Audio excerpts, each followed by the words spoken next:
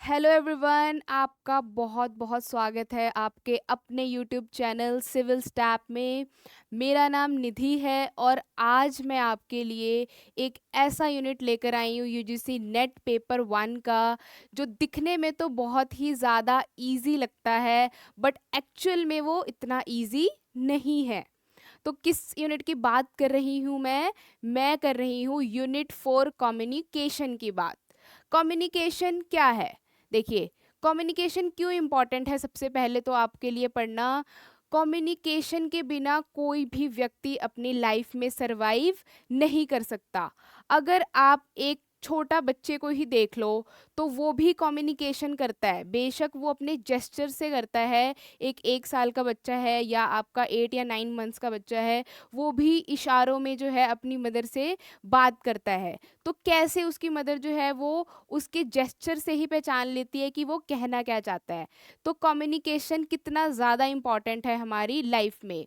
या अगर आप इंटरव्यू के लिए जाओगे, जब आपका एग्ज़ाम क्लियर हो जाएगा यूजीसी नेट का, तो वहाँ पे आपकी सबसे पहले क्या देखी जाएगी? आपकी कम्युनिकेशन स्किल्स देखी जाएगी। इसलिए ये सब्जेक्ट आपके लिए बहुत ही ज़्यादा इम्पॉर्टेंट बन जाता है पढ़ना।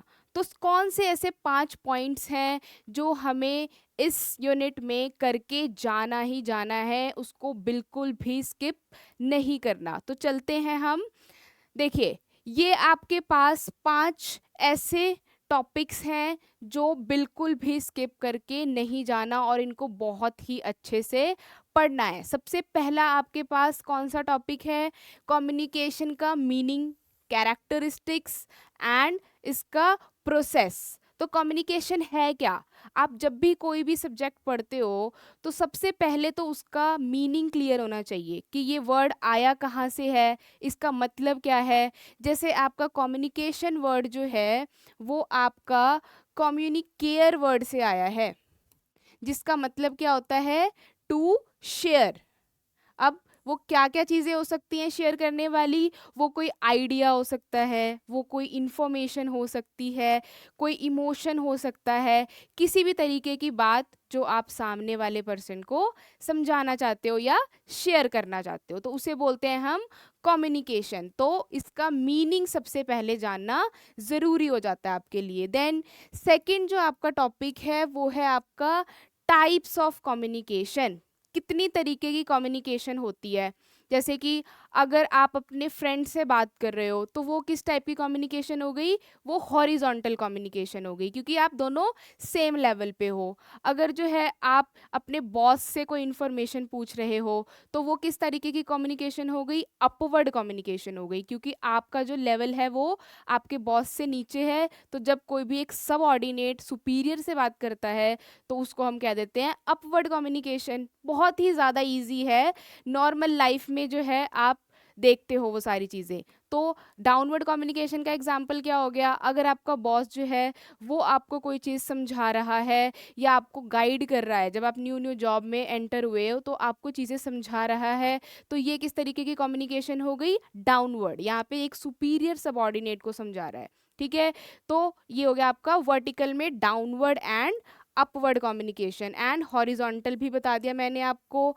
डायगोनल कम्युनिकेशन भी होता है आपका एक, जिसमें कोई भी व्यक्ति किसी से भी बात कर रहा है तो उसको हम डायगोनल कम्युनिकेशन कह देंगे। जैसे कि आपका एक बॉस है, वो छोटे लेवल पे किसी से बात कर रहा है, या एक डिपार्टमेंट का मैनेजर दूसरे डिपार्टमेंट के मैनेजर से बात कर रहा है, ये आपका डायगोनल कम्युनिकेशन का एग्जाम्पल हो जाएगा। तो टाइप्स ऑफ कम्युनिकेशन बहुत ही ज़्यादा इंपॉर्टेंट है, इससे आपको हर बार क्वेश्चन देखने को मिलेगा। Then effective communication. Effective communication क्या होता है? कि जब आपका जो सेंडर है, जो अपनी बात पहुंचाना चाहता है रिसीवर तक, उसकी बात उसी वे में पहुंच जाए, उसको बोलते हैं हम इफेक्टिव कम्युनिकेशन। जैसे कि अगर मैं आपको अभी ये चीज़ें समझा रही हूँ, ठीक है, तो आप जो है अगर बहुत ही ध्यान से सुन रहे हैं मेरी सारी बातों को, तो वो हो जाएगा इफेक्टिव कम्युनिकेशन। अगर आपका जो ध्यान है वो मेरी वीडियो की तरफ नहीं, वो किसी अलग जोन में है, आप पड़ोसी पे ध्यान दे रहे हो, तो आपकी वो इफेक्टिव कम्युनिकेशन नहीं कहलाएगी, वो इनइफेक्टिव हो जाएगी। तो सबसे ज़्यादा इफेक्टिव कम्युनिकेशन में इम्पॉर्टेंट फीचर होता है आपका लिसनिंग, ध्यान से सुनना। ठीक है। जो भी आपको कोई व्यक्ति, जैसे आपको अगर आपके टीचर पढ़ा रहे हैं, तो अगर आप ध्यान से नहीं सुनोगे, आप प्रेजेंट फिजिकली तो क्लास में प्रेजेंट हो बट मेंटली आपका ध्यान कहीं और है, आप सोशल मीडिया की तरफ जो है वो सोच रहे हो, तो वो आपको टॉपिक समझ में ही नहीं आएगा, उसको हम इनइफेक्टिव कम्युनिकेशन कह देंगे। देन आपका नेक्स्ट जो टॉपिक है वो है कम्युनिकेशन प्रोसेस। मतलब एक सेंडर से लेकर एक रिसीवर तक कितने स्टेप्स आते हैं या क्या प्रोसेस होता है कम्युनिकेशन का। जैसे कि आपका सबसे पहले जो है वो सेंडर आता है, सबसे पहले सेंडर होगा जिसने मैसेज सेंड करना है, जिसने मैसेज कन्वे करना है। उसके बाद इसके पास कोई मैसेज होगा, कोई बात होगी कहने वाली, उसको क्या करेगा, ये इनकोड करेगा। इनकोडिंग बोलते हैं इसको। इनकोडिंग का मतलब है या तो वो अपनी बात बोलकर बता रहा है, या तो वो अपनी बात लिख कर बता रहा है, या तो वो अपनी बात जो है वो नॉन वर्बली बता रहा है, जेस्चर से बता रहा है। जैसे हम अपने फ्रेंड्स को जो है वो बोल नहीं रहे हैं ऑल द बेस्ट, हम सिर्फ जो है ऐसे थम्स अप दिखा रहे हैं कि ऑल द बेस्ट, ठीक है, तो उसी से ही वो समझ जाएगा कि ये क्या कहना चाहता है। देन इनकोडिंग के बाद जो है वो चैनल होगा। सपोज करो मैं सेंडर हूँ और मैंने जो है मैसेज अपने एक फ्रेंड को भेजना है जो बहुत ही दूर मेरे शहर से रहता है, ठीक है। तो मैं क्या करूँगी, कौन सा चैनल यूज़ करूँगी, मैंने मोबाइल जो है वो यूज़ किया, इंटरनेट के थ्रू उसको मैं मैसेज सेंड कर रही हूँ। तो उसके बाद ये जो है क्या करेगा, इसको डिकोड करेगा। मैंने मैसेज सेंड कर दिया मोबाइल के थ्रू, चैनल मैंने सिलेक्ट कर लिया, उसके बाद सेंडर क्या करेगा, डिकोडिंग करेगा, जो मैंने मैसेज सेंड किया है उसको पढ़ेगा। अब आपने अगर ध्यान दिया हो कभी, तो जब हम व्हाट्सअप यूज़ करते हैं तो हम कभी कभी कुछ ऐसा सेंटेंस लिख देते हैं, उसके साथ इमोजीज यूज़ नहीं करते, तो सामने वाला पर्सन जो है वो कंफ्यूज हो जाता है कि मैंने ये जोक के वे में बोला है, मैंने जो है, या फिर ये सीरियस वे में बोला है। तो इमोजीज जो हैं वो भी बहुत इम्पॉर्टेंट रोल प्ले करती हैं आपके व्हाट्सएप लैंग्वेज में, है ना। अगर आपने स्माइल वाला फेस भेज दिया या आपने हंसने वाला इमोजी भेज दिया, तो सामने वाले को पता लग जाएगा कि ये मजाक में बोला है। अगर आपने कुछ भी इमोजी नहीं लगाया साथ में, तो सामने वाला पर्सन क्या सोचेगा, ये तो सीरियस वे में बोल रहा है। तो डिकोडिंग करना इम्पॉर्टेंट है, मतलब जिस वे में सेंडर मैसेज भेजना चाहता है, जो बात वो कहना चाहता है, उसी वे में रिसीवर ने भी जब उस बात को डिकोड कर लिया, उसको बोलते हैं डिकोडिंग। उसके बाद जो है रिसीवर क्या करेगा, रिसीवर फीडबैक देगा। इसने कोई मैसेज भेजा, हेलो हाउ आर यू, इसने फीडबैक दिया आई एम फाइन, तो ये आपका फीडबैक हो गया। जब तक फीडबैक नहीं देता रिसीवर, तब तक कम्युनिकेशन कंप्लीट नहीं होता, क्योंकि सेंडर को कैसे पता लगेगा कि मेरी बात जो है वो रिसीवर ने रिसीव कर लिया। देन बीच में एक नॉइस आता है आपका, नॉइस। अब देखो मैंने इंटरनेट के थ्रू जो है इसको मैसेज भेजा रिसीवर को, और बीच में नेटवर्क इशू आ गया, तो वो मेरा क्या हो जाएगा, नॉइस हो जाएगा।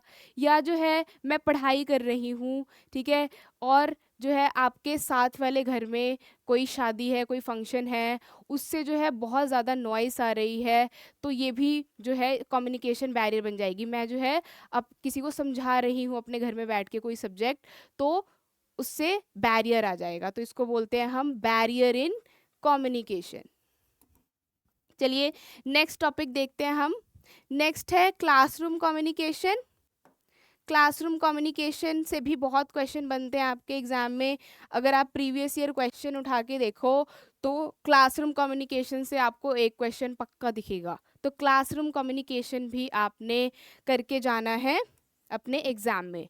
नेक्स्ट आपके न्यू टॉपिक्स हैं कुछ जो कम्युनिकेशन में एनटीए ने ऐड किए हैं। अगर आप 2021 का जो है प्रीवियस ईयर पेपर देखोगे, तो ये 3 टॉपिक्स हमें देखने को मिल रहे हैं नए। इससे पहले ये टॉपिक्स नहीं पूछते थे। जैसे पहला आपका टॉपिक है मास मीडिया, तो आपको पता है कि मीडिया जो है वो एक बहुत ही इम्पॉर्टेंट साधन है हमारे हिंदुस्तान में या किसी भी कंट्री में। अगर आपको कोई भी इंफॉर्मेशन चाहिए तो ये किसी भी तरीके की मीडिया हो सकती है आपकी, ये प्रिंट मीडिया हो सकती है, न्यूज़पेपर वगैरह, या आपका जो है टेलीविज़न, रेडियो। अब तो रेडियो कम ही सुनते हैं, बट फिर भी कार्स वगैरह में लोग सुनते हैं अभी भी रेडियो। तो प्रिंट मीडिया हो गया, आपका डिजिटल मीडिया हो गया, ये सारा आपने मास मीडिया में पढ़ना है। और मास मीडिया में सबसे ज़्यादा क्वेश्चन जो है वो स्टैटिक पोर्शन से आ रहा है। स्टैटिक पोर्शन मतलब आपका जो जीके है इसमें, कि पहला जो है रेडियो कब इन्वेंट हुआ, पहला टेलीविज़न का क्या नाम था, ठीक है, पहला रेडियो चैनल कौन सा था, ऑल इंडिया रेडियो चैनल के बारे में आपको बहुत पूछा जाता है। तो ये आपने सारी चीज़ें पढ़ के जानी है। देन ग्रुप कम्युनिकेशन, देखो नाम में ही क्या है, ग्रुप।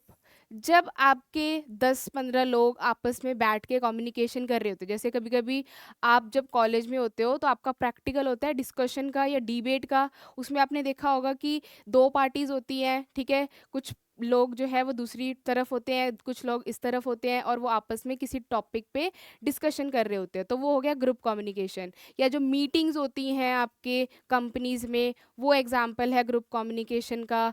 या आप घर में बैठ के जो है अपने रिलेटिव्स से बातें कर रहे हो, या जब फंक्शन होता है तो आपके रिलेटिव्स आते हैं, आप बैठ के जो है वो गप्पे मार रहे होते हो आपस में, ये भी ग्रुप कम्युनिकेशन का एग्जाम्पल है। तो आप रियल लाइफ से अगर कनेक्ट करोगे कम्युनिकेशन को तो ये बहुत ही ज़्यादा ईजी यूनिट है आपका। Then intercultural communication, very important. Intercultural communication क्या होता है, देखो वर्ड क्या है आपका, कल्चरल, मतलब जब आप एक दूसरे का कल्चर के बारे में कम्युनिकेट करते हो। आप एक सोसाइटी में जब रहते हो तो डिफरेंट डिफरेंट टाइप्स के आपके कल्चर देखने को मिलते हैं, आप वो चीज़ें सीखते हो, आपस में शेयर करते हो अपनी अपने कल्चर की चीज़ें, है ना, फेस्टिवल सेलिब्रेट करते हो एक साथ। तो ये सारा आपका इंटरकल्चरल कम्युनिकेशन में आ जाएगा। देन आपका एक और टॉपिक है जो बहुत इंपॉर्टेंट है, वो है intra personal communication. Interpersonal communication, intra मतलब जब आप खुद से कम्युनिकेशन करते हो, सेल्फ टॉक। आप खुद से भी कभी कभी बातें करते होगे, जब आप मिरर में देखते हो तो कभी कभी हम कहते हैं ना कि हाँ जी ये ऐसा चल रहा है, या आपके माइंड में हमेशा आप अपने आप से बातें करते रहते हो किसी भी टॉपिक से। अगर कोई आपके साथ इश्यू हो गया, कोई प्रॉब्लम हो गई, तो आप पूरा दिन देखोगे कि आपका जो है दिमाग अपने आप से बातें करता रहता है, तो इसको बोलते हैं हम सेल्फ टॉक। तो सेल्फ टॉक भी बहुत इंपॉर्टेंट होता है, अपने आप से भी बातें करनी चाहिए, मेडिटेशन करनी चाहिए, ठीक है। तो ये भी आपने सारा कम्युनिकेशन में पढ़ना है।